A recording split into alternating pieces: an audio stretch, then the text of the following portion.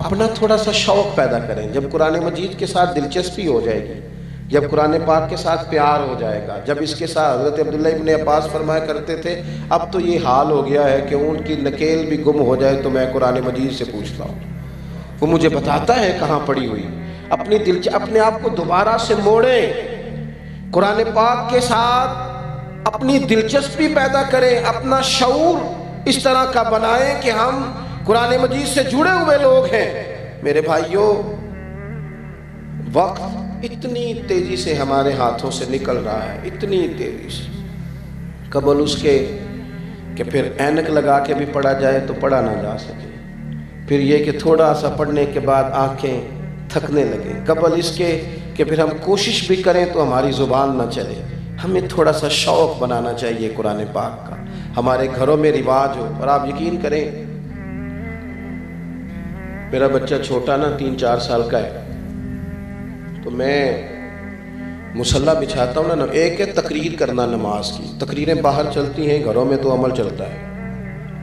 گھر میں تقریر نہیں چلتی، گھر میں ان کو پتہ، گھر میں بندہ اصل کیفیت میں ہوتا ہے، وہاں پتہ ہوتا ہے سب کو کہ یہ نمازی ہے کہ بے نمازی ہے، وہاں پتہ ہوتا ہے سچ بولتا ہے جھوٹ بولتا ہے. گھر کے اندر کیا کیفیت ہے.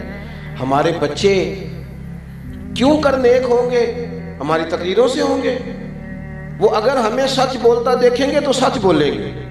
اگر ہمیں دیکھو، کبھی کسی باپ نے مجبوری سے کہا تھا اپنے پتر کو کہ بیٹا باہر کہہ دو کہ میں گھر میں نہیں، ہو سکتا ہے کوئی بڑی مجبوری ہو، لیکن اگر ایک دفعہ آپ نے جھوٹ بولنے کا اسے کہہ دیا نا، ایک دفعہ، تو پھر ساری زندگی روئیں گے کہ بیٹا میرے ساتھ تو سچ بولا کر، اور تیری مہربانی مجھے سچ بتایا کر. لیکن پھر وہ قابو نہیں آئے.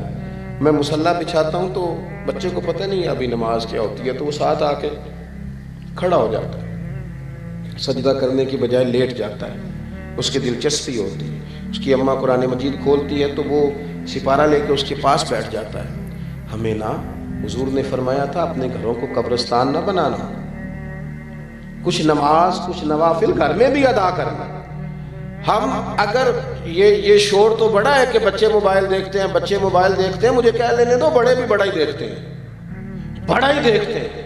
اگر بیٹے کی گردن جھکی ہوئی ہے موبائل پہ تو والد صاحب کی بھی جھکی ہوئی ہے، وہ بھی کہہ رہے ہیں ذرا مجھے کھول کے دینا فلاں نے کیا بھیجا تھا. خدا را کچھ سمجھے چیزوں کو.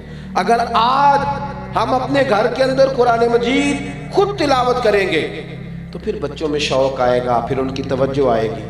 باتیں زیادہ نہیں کرنی، بس سمیٹنے کی طرف آتا ہوں.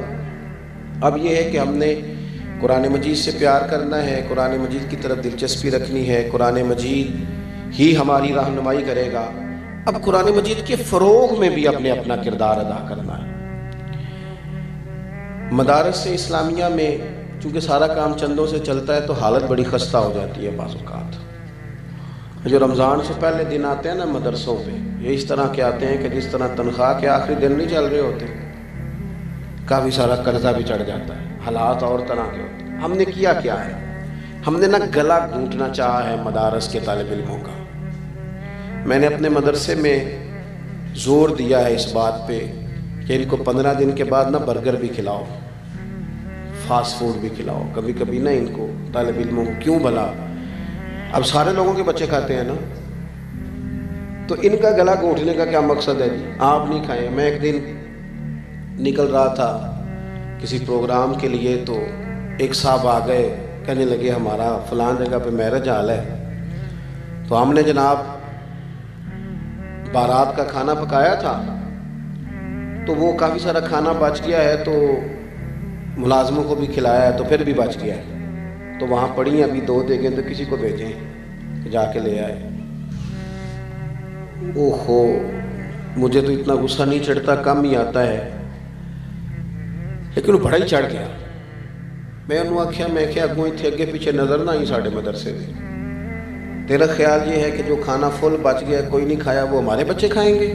میں کہ تو انج دی روٹی تکی نہیں جنج دی مولویاں کئی باری کھا لی. کیا سانو تخت ہزارے دی لوڑ کیے؟ نالے کی لگے شہر بمبول دے نال اسی اپنی بال کے سیکنے ہاں، سانو کی لگے کسی اور دے نال. خودداری اور عزت نفس گردن کو جھکا دیتا ہے خیرات کا پتھر، جہاں میں مانگنے والوں کے سر کبھی اونچے نہیں ہوتے. آپ کس طرح کی بات کر رہے ہیں؟ کہ یہ جو طلباء ہیں ان کو آپ وہ والا. میرے عزیزو، جب آپ نے انہیں یہ اعزاز دیا ہے کہ یہ دین کے طلباء ہیں تو پھر ان کے ساتھ اس طرح کا سلوک کیوں اعلان کرنا پڑے، کیوں کہنا پڑے، کیوں بار بار اس بات کا اظہار کرنا پڑے کہ مدارس کے ساتھ تعاون کرو؟ ہمیں قرآن مجید کے فروغ میں خود سے حصہ لینا چاہیے، آگے بڑھنا چاہیے، دامے درمے قدمے سکھنے، اور پھر باقاعدہ مدارس میں آنا چاہیے. میں کہا کرتا ہوں کہ جو بڑے لوگ ہیں نا ان کو بھی مدارس میں آنا چاہیے، آ کر بیٹھنا چاہیے، اساتذہ کے پاس بیٹھنا چاہیے. یہ علماء کی صحبت، اس کا اجر جو قیامت کے دن ہوگا وہ دیکھنے والا ہوگا. اور اعلیٰ حضرت رحمۃ اللہ علیہ سے جب کسی نے پوچھا کہ عالم کس طرح سے علم حاصل کرتا ہے کوئی طالب علم، تو اعلیٰ حضرت فرمانے لگے کہ کتب بینی سے بھی علم آتا ہے، پر سب سے زیادہ صحبت علماء سے آتا ہے. صحبت علماء سے آپ ان کی باتیں سنتے رہیں، ان کے پاس بیٹھے رہیں، تو اس سے بہت سارے بہترین نتائج برآمد ہوتے ہیں. تو اپنی زندگی کے اندر تھوڑی سی اس بات پر توجہ دیں کہ کچھ نہ کچھ ہم آگے بڑھیں اور کچھ کام کریں. ایک تو جو ذہین بچہ ہو، قابل بچہ ہو، لائق فائق بچہ، اس کو لائے مدرسے میں داخل کرائیں، اور پھر یہ کہ اس کی پوری سرپرستی کریں، اس کی رپورٹ دیکھیں، اس کا آنا جانا دیکھیں، اس کی سوچ کو دیکھیں، اس کے اساتذہ کے ساتھ باقاعدہ گفتگو میں رہیں، مدارس اسلامیہ کی مضبوطی میں کردار ادا کریں. بات ختم کرتا ہوں. محمود غزنوی کہتے ہیں میں رات کو گشت پہ تھا، سفر کر رہا تھا. بہت سارے لوگ ایسے ہوتے ہیں جن کے حاشیہ خیال میں کچھ سوال چبھنے لگتے ہیں، اور سوال کوئی ایسا ہونا تو وہ پوچھ لینا چاہیے، تسلی کرنی چاہیے اپنی. کچھ لوگ ایسے ہوتے ہیں جو سوالات کے جوابات تلاش نہیں کرتے، تو پھر آہستہ آہستہ وہ اتنے ڈبل مائنڈڈ ہونے لگ جاتے ہیں کہ کوئی کسی چیز پر بھی ان کو تسلی نہیں رہتی. محمود غزنوی کہتے ہیں 3 سوال بڑے پریشان کرتے تھے. ایک تو ذہن میں یہ خیال آتا تھا کہ میں واقعی صدق الدین کا بیٹا ہوں، اور دوسرا خیال یہ آتا تھا کہ معاذ اللہ ثم معاذ اللہ نقل کفر نہ باشد، قیامت واقعی قائم ہوگی. اور تیسرا میں دیکھتا تھا کہ یار یہ مولوی ان کو روٹی کوئی کھلاتا ہے اور رہنے کو جگہ کوئی دیتا ہے، اور اتنی بڑی بات، اتنی بڑی حدیث سناتے ہیں کہ علماء انبیاء کے وارث ہیں. یہ وارث ہیں انبیاء کے. ظاہری حالات کے مطابق کہتے ہیں 3 باتیں بڑی کھٹکتی تھی طبیعت میں، پریشان کرتی. ایک دن میں گشت پہ تھا، رات کا ٹائم تھا. ایک طالب علم کو میں نے دیکھا وہ کہیں بیٹھ کر سبق یاد کر رہا ہے. ایک ہندو بنیے کی دکان تھی کھتری کی، اس کے اندر لالٹین جل رہی تھی. ایک اینٹ نکلی ہوئی تھی، چھوٹا سا روشن دان تھا، تو وہاں سے روشنی چھن چھن کے آتی. طالب علم کے پاس کتاب تھی، وہ سامنے کرتا روشنی کے عبارت دیکھتا، پھر وہ جا کے یاد کرتا. کہتے میں دور سے اسے دیکھتا آ رہا تھا، پھر میں رک گیا. ویسے میں نے دیکھا ہے پڑھتے بھی زیادہ غریب لوگوں کے بچے، غریب لوگوں کے بچے، ان کے پاس ذرا وسائل، جو ادھار کتاب لے کے پڑھتے ہیں وہ سبق جلدی یاد کرتے ہیں. جن کو آسانی زیادہ ہو جاتی ہے ان کے لیے کئی دفعہ مشکلات بڑھ جاتی ہیں، ذہن ہی نہیں جمتا. محمود کہتے ہیں وہ عبارت دیکھتا پھر یاد کرتا. مجھے اس کا شوق علم بھا گیا. میں قریب گیا، میں نے جا کے کہا کہ بیٹا تم لالٹین خرید کیوں نہیں لیتے؟ تو کہتے اس نے چمکتی آنکھوں سے میری طرف دیکھا، کہنے لگا میں اتنی وسعت نہیں رکھتا، گنجائش نہیں ہے. اور پھر وہ تیزی سے قدم بڑھا کے آگے جانے لگا، تو میں نے بازو تھام کے کہا بیٹا اگر تم اجازت دو تو ایک لالٹین کا بندوبست میں کرتا ہوں، ان 2 لوگوں کی ذمہ لگاتا ہوں، جب تیل ختم ہوگا تمہیں تیل پہنچائیں گے. کہتے اس نے حامی بھی بھری اور بہت زیادہ نہیں، ہلکے لفظوں میں جزاک اللہ کہا. طالب علم رخصت ہو گیا. محمود کہتے ہیں پہلے بھی میں سویا کرتا تھا، پر جتنی اچھی نیند آ جائی نا، عشاء پڑھ کے میں جیسے ہی لیٹا، اتنی خوبصورت نیند، اتنا دل کو سکون.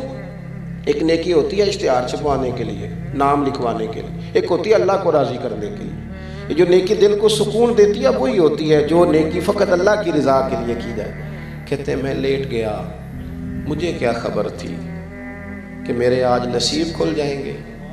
چر ہویا مینوں ترلے لیندیاں، کدی موڑ میرے ولواگاں، خواب میری وچ ایک وار جے آویں میں ساری عمر نہ جاگاں.